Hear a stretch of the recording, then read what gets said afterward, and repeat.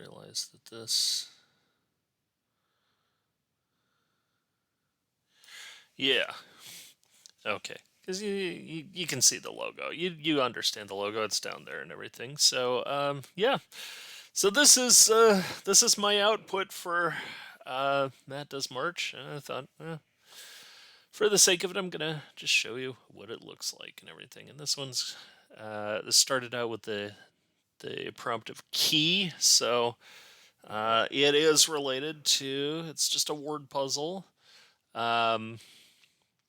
One letter out of each phrase doesn't belong. It's like an odd letter out, so you have to figure out what the scheme is, what fits the pattern and what doesn't fit the pattern. And of those things that don't fit the pattern, you just find those spelled in order. And okay, that's that one. Number 2. Little birdie told me. This is nest is the word. So you get this entire string of things, and enumerations or numbers at the bottom, and nest is your only clue. So the initial letters will spell out in series order a performing duo with a song that peaked in popularity in December 1982. Sure. Light breeze. This one, very straightforward. I was really surprised I was able to do that. One's a 4 wins puzzle, one isn't a Picari puzzle. But the Akari puzzle is modified where you must subtract 3 from every given number to show the actual hint squares. Zeros may exist. If you've done enough Akaris, you know that's how that works. So that's a good way to hide it out. Day number 4. Wee Britain. I love this one. This is a partial cryptic British style puzzle and partial US American style puzzle. Just because of the Arrested Development thing with Wee Britain. Yeah. I don't know. I like this one. It's a silly idea. It's a very small puzzle, but it works. So, number 5, small potatoes. You'll notice after a while that all the titles refer to some sort of diminutive size, because this is the year that I made 8.5 by, was it 5.5 instead of 11? So, yeah, half a page instead of a full page this time, and that's why you see potatoes is basically an octagonal pattern, but squished to form the potatoes. Yeah. And that's all you need to know about Idaho, by the way. Yep. It was a rather strange puzzle for it to work, and I realized that it didn't flow as smoothly as I thought, because there's a stratovolcano in central El Salvador and Kirabat's borrowing system. It's like, okay, you can look things up. I mean, there's no problem with being able to look things up, and it just works out on a smaller scale. So there's my dragon puzzle. Name the sources of the dragons and then fit them into this grid where the neighboring cells share a spot. Surprisingly, it works. Day 7. Short and to the point. Arrow. 20-sided died. Arrowed.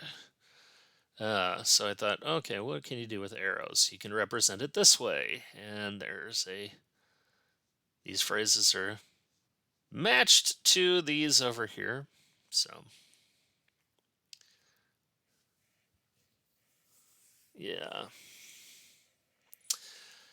Okay. Number 8, recursive least squares. This is like, out of all of them that I put together, this one is just the goofiest idea that I think I've come up with of many of these.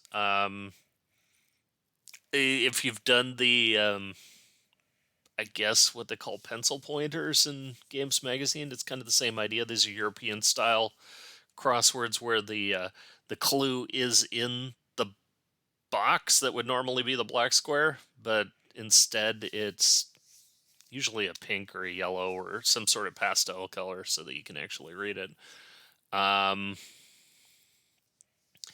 then this one is a joke that leads to part 1, part 2, part 3, and part 4, which leads immediately into the same thing, and it's what appears to be a recursive loop. And you see that it still continues, and it's a recursive loop. What 6-letter word will make it stop? This one was fun. Okay, day 9. Something's a little off. I wanted to stretch the definition of what I wanted to do with puzzles for quite some time, so I thought, okay, well, we're gonna do, um, what's wrong with this picture puzzle, and yeah, this was fun. Um, Even though the color scheme is kind of way off. I like that there's this down here.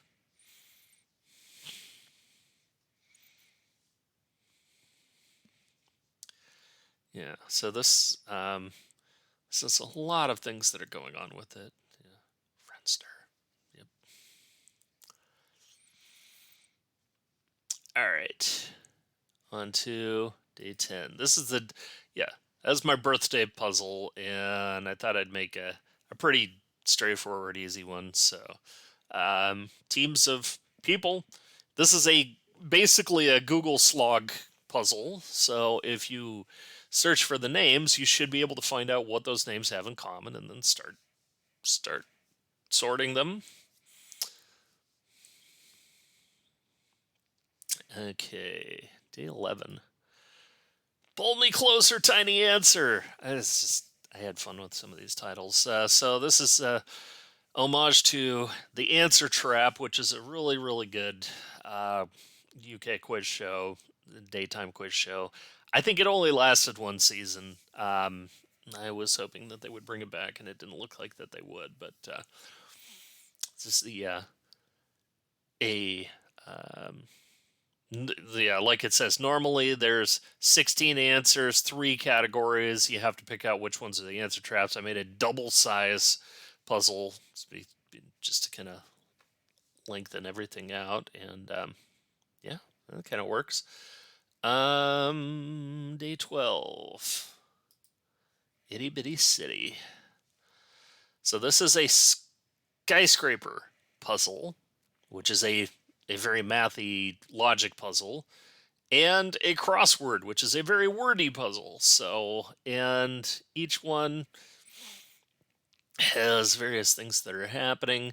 This is a skyscraper where the gray squares act as black squares on here at first, and then this is a crossword, and then once you fill in the crossword, you can also use the same area as the skyscraper puzzle with the clues on the outside. And you can, a lot of these type of puzzles you can look up and find out what the rules are, so that I don't have to put the rules down.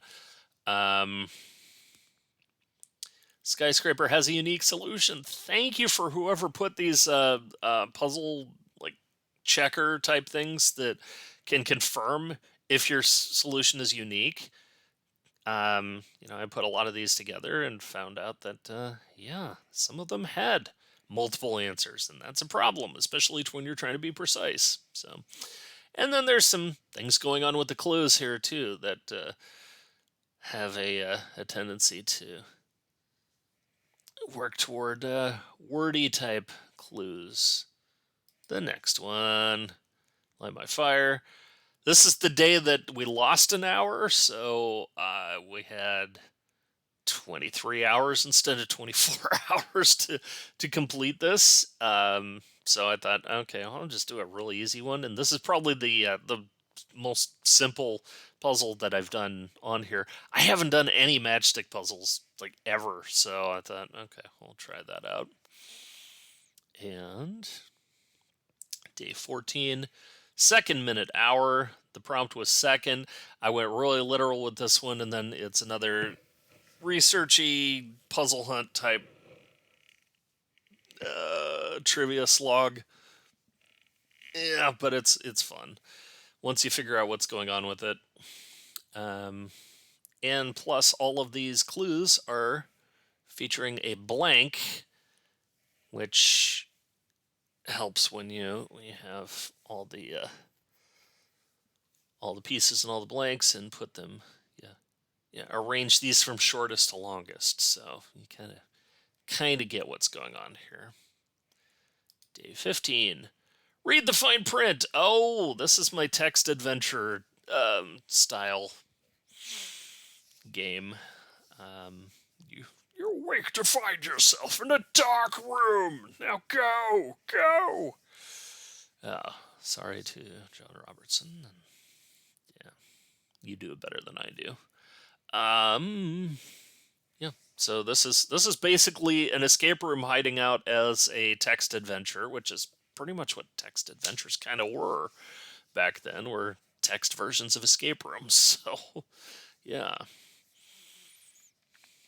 In the confines of half a page, and there's enough to go on. I swear.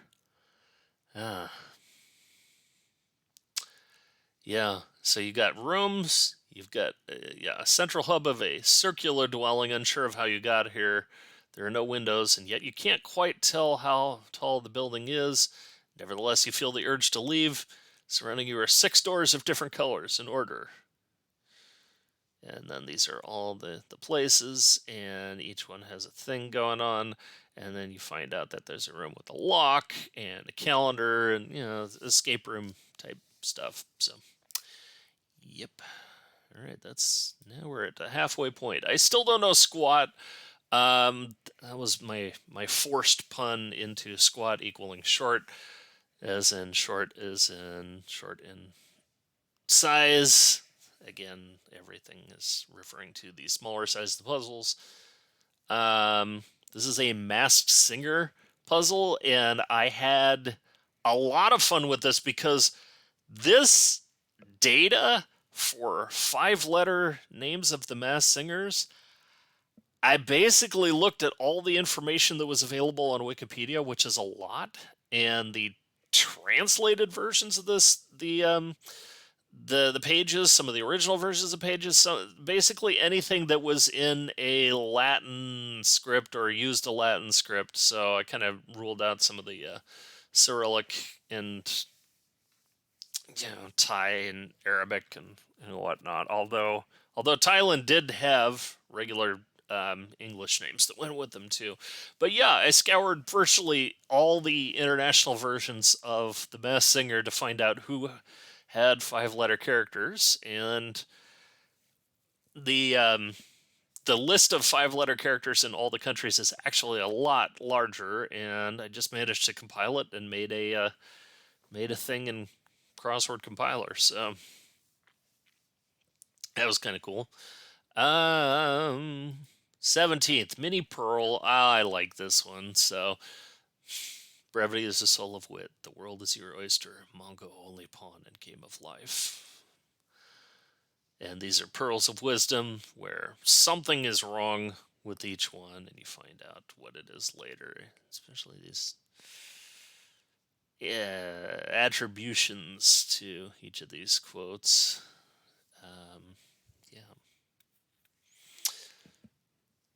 This is another kind of look it up type of puzzle. We are not amused. Just like Queen Victoria may have once said. Though as royal was the prompt, so I'm like, oh gosh, this is a weird one, so I'm just gonna go all out with it.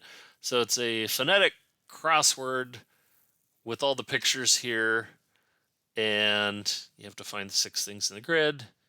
2 of the items are not used. We'll spell the supposed occasion. Microcosmos. I like this one. This is a Spiral Galaxies puzzle, so I'm veering off into things that I've never actually made before. And this was kind of fun because I played a lot of these. A lot of these different type of versions I played online, and if you know what's going on with it, it's kind of cool. Every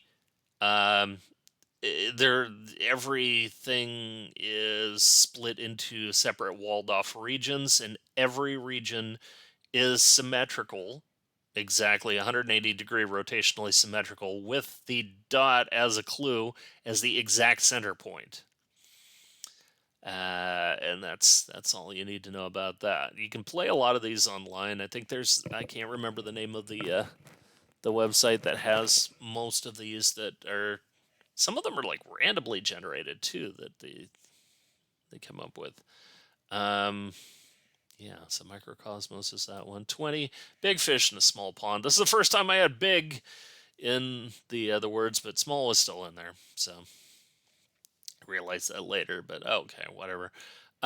This is kind of like, I don't know what you would call these. I'm trying to remember that they had these type of puzzles that were in um, Games Magazine a while back, or Dell or something, where it was on a square grid, and you can go in one of 8 different directions. And this one, I like the aesthetic of um, the hexagons. And believe it or not, I've discovered that this penpa.com, penpa.com, has a ton of these grids that you can modify, and everything looks so clean. So I'm like, I really like the fact that they had these available so that I could do that. You can basically define your area. It'll give you like a starting grid, and you can start removing spaces around each of these areas right here, so you can make kind of a jagged edge. Shade all your spaces to whichever color you want.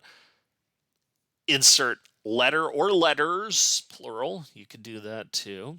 Um, and some of these I use just to kind of play around with, so that I can actually make the puzzles to begin with. So I did not end up using QXW.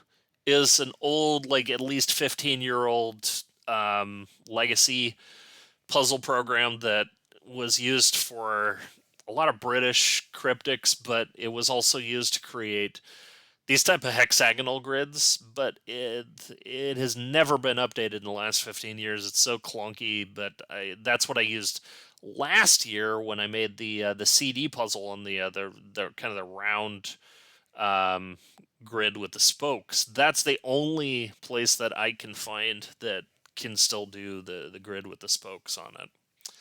Um, Next slide, please.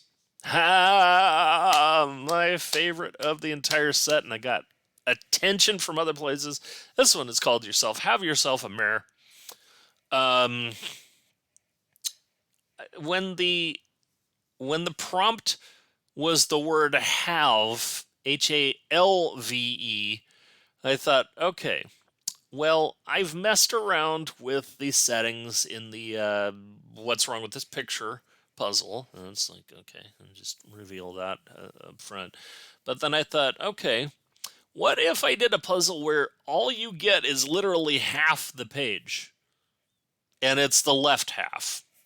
I mean, it makes more sense to have the left half than the right half in this case. But yeah, that's just the kind of the way it is. Spoiler alert: the missing text is not really missing text on here. I just kind of lorem ipsum'd my way through, just kind of filling the sides so that it didn't really make any difference. But yeah, so the idea is you're given half a puzzle, but it's a clone Sudoku, and it's impossible, as far as I know, to solve a Sudoku with only the numbers on the left half of the grid and everything completely blank on the other side. But because it's a clone puzzle, and it says all 3 candy canes, which implies right here, there's your 1. This is implied over here to be a second one, and you have to kind of use some logic to figure out, okay, what's going on here. And then there's a complete third one that you can't see. So where does it go? And believe it or not, there's some rules that tell you that you can narrow down where that goes. And then you can further narrow it down because of various rules. And that's how that works. And I'm not going to go into it any further, but I got attention from somebody who runs a Sudoku website and said this is a really cool idea. So I'm riding pretty high on that one. Anywho, tiny tots with their eyes all aglow. And when they said vision, I thought, okay, I'm going really far afield on this. Let's do one of these type of things. And if you're going to solve it, I'm not going to tell you what it is. I think you can, if you know what you think it is, and you suspect things, then you're probably right. Yeah. So that's how that works. But this has like 3 different levels of puzzles in it somehow. So, um, and I had help making this because some of these there are generators online to be able to create these type of things accurately, and there's also solvers online. So if you know what I'm talking about and you are the type of person that physically cannot solve these type of puzzles for whatever reason, there is a solver that you can take it to, and it will basically line things up and solve it for you. So you don't have to basically pain yourself or hurt yourself. Pipsqueak. This is just a dumb mice playing dice puzzle, but yeah. Singulars and plurals. I just went nuts with this one. So, and it's a very silly one because not everything makes a word. So you're just playing around with kind of threads of various things. But I got feedback on this one, and people liked it. So yeah, not all of them are going to be winners. I just say that. Even though that I tried to put as much effort into working with it, you're given maybe 4 or 5 hours to complete the puzzle, and if you're going off of my schedule, um, and from the time that you hear the prompt to actually formulating it, coming up with an idea, coming up with an end game, coming up with how's the structure going to work? Is this going to be a word puzzle? Is it going to be a logic puzzle? Is it going to be a number puzzle? Is it going to be a hybrid of those? And how do you make it look good? So it's a lot to pack into that kind of schedule. 24. I've got a slight code. Not my entirely favorite one, but I hadn't done any cryptogram puzzles throughout this entire thing, and I thought, okay, well, the prompt was crypt, so obviously, it's going to be a cryptogram. So, but there's other elements too, and I'm not going to say what they are because 25. I just went nuts with this one. Mini pretzels. This is also one where you go to Penpaw and you find the triangular grid, and then you just start messing around with ideas and say, oh, this actually makes this. I could work with that. And then I went and I made the idea for the word puzzle really, um, really complex for whatever reason, but it kind of works. Having 2 letters per cell and going in a pattern that goes from here up and around, and then the letters or the arrows tell you. So it's forming a knot because the prompt was knot. And I found out that these grids, the only place um, that they reverse the order of where they go is in this central section here. So it overlaps here, here, and here. So there's a lot of filler stuff that you got to get yourself around. But I managed to make it so that there was 7 total answers because it's 2 per cell. So I mean, you're creating a long list of things. And the bottom cells spell something out when you're done. The yellow cells spell something out when you're done. So I mean, it's all pretty straightforward. But I also had to write extremely short but accurate clues for these. Um, yeah, it worked. Um, and I like the end game on this one. I just like one of those flashes of inspiration that you get. It yeah, if you're still working on this at like 1 in the morning, I'm like, oh my god, it actually does that, and it evens out. Oh, that's beautiful. Okay, 26.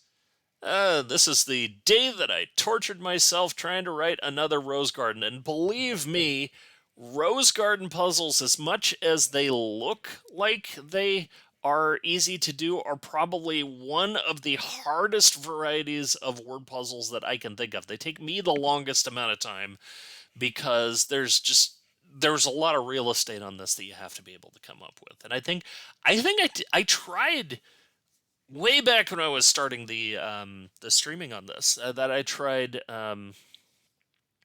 actually doing a workshop type stream where I would show people how to write a Rose Garden puzzle, and it took for freaking ever. It's because all the constraints that you have to have phrases that are pretty well known.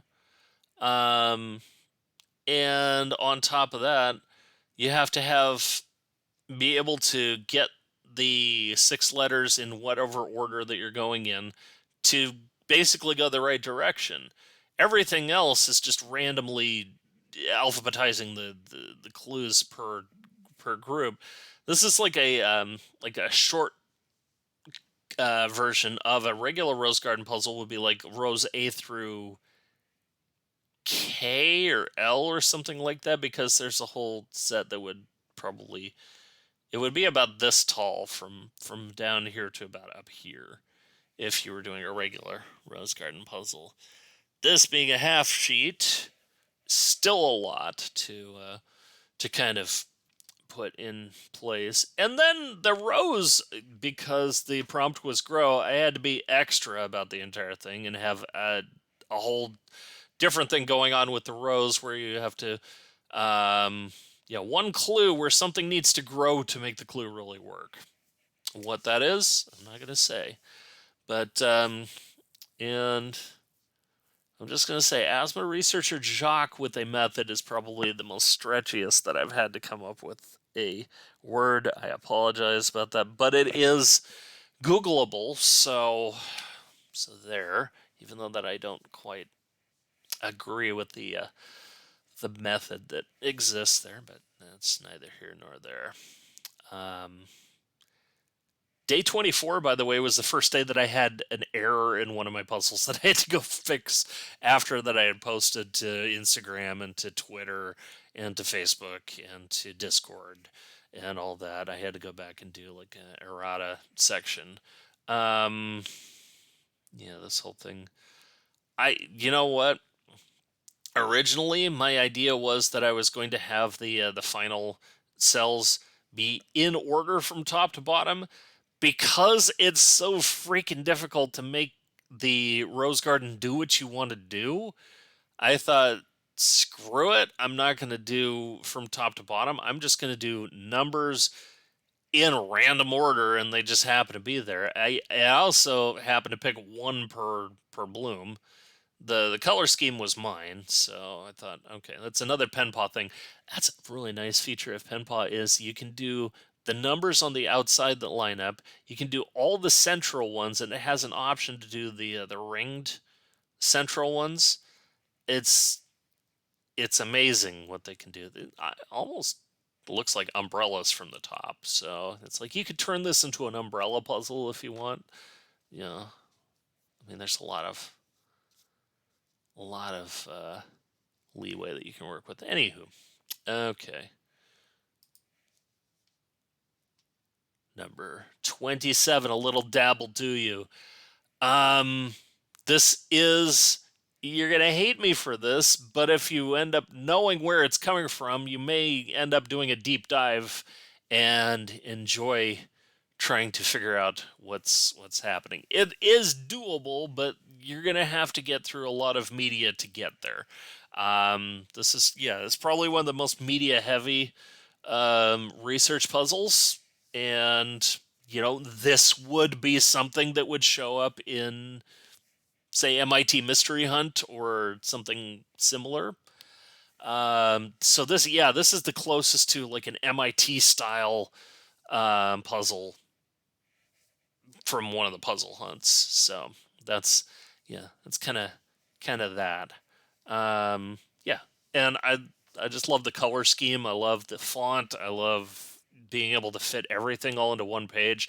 Even though it's 8-point text or like 9-point maybe, and I really don't like having to shove a bunch of 8-point and 9-point stuff on there. It just flowed and it looked good, and the shifting from the orange to the yellow to the orange to yellow is kind of an idea too. So just for fire is the thing. 28. Nobody puts baby in a corner. I go nuts with the titles, but this is what they call a shaka shaka puzzle, and I found this out on the Wikipedia website or somewhere. Proof of quilt is what they call it. So the prompt was diagonal, and I thought, oh, well, this is a puzzle. It is a logic puzzle that is predicated on having diagonal, right triangles on here. Yeah. Let's see. 29, to say the least, is a picture identification one, but it's also a categorize puzzle, and something going on with it. I'm not going to say what. Yeah, I had fun with this one. And then number 30, all it takes is a little push. Can you make the fewest moves? Oh, when push came up, I was like, I need to do one of these type of puzzles. And I'm not going to say what it is on here because that would spoil it. If you have a general idea and you think you know what's going on, then yes. If you don't, then solving the actual crossword over here will steer you in that direction. And yeah, and then I found out that it's just a simple little thing at the very end, which I'm not going to say. And then puzzle number 31, the finale, wee all the way home. I had that title in my canister of possible titles, and I thought, well, okay. Last year, I think it was Home or no, Meta. Meta was the actual final prompt for day 31. And I thought, okay, well, they're probably going to do another meta. And, home makes sense because it's like you're referring to going back to the very beginning, going back to this. And then they put in reverse. And I'm like, oh, well, the idea is pretty much the same. You're just going back to where you started from, kind of backwards. And I took that literally. And just like last year, where you have an element of all 30 of the previous puzzles to help you along the way, this one also has an element of all 30 of the previous 2023 puzzles to help you along the way. Although there's, I took reverse a little bit literally in this case. So, yeah. All right. So this is kind of what it is, and this font, when it came up and the background and everything, the color shift, I realized that it looks like like the old CD covers or something from like a Guns N' Roses or like Prince, or I can't remember who used this exact font, but it looks very very much like copyright 1997. Ah, all right. That was the extent of my 31 puzzles, and even though that I know that nobody's here, I'm glad that I was able to, go over it and let people know what's going on. And this is what we do during EnigMarch. We had a Discord group of, I don't know. I think they collected however many puzzles for the month of contributions. There were about 60 different contributors, I think, at one point. Even if they were doing one per month, that's still a contribution. I think we came nearly close to completing 800 puzzles collectively amongst all however many people. Some people did a puzzle a day. Some people were a little bit behind, but they caught up and they finally got to make 31 puzzles. It wasn't a race. It was more of a collaboration type thing. There were places where if you had new people that were writing puzzles, that you could have assistance. You could have reach out, and it's kind of like a mentoring type thing where somebody else could help with an idea or a collaboration, and kind of guide people along as to what things were working on. There was a lot of stuff behind the scenes that I couldn't even keep up with because I was busy doing all this stuff right now. But yeah, so that's how that works. So I think I am gonna let things go right now. I just realized I didn't have any music in the background, but whatever. Um, yeah, I hope that everybody enjoys the day tomorrow, because y'all know what's gonna be happening. I don't know. I mean, yeah, we shall see. It'll happen when it happens. So, anywho, I hope y'all have a good night, and I am gonna go watch some TV. So, bye.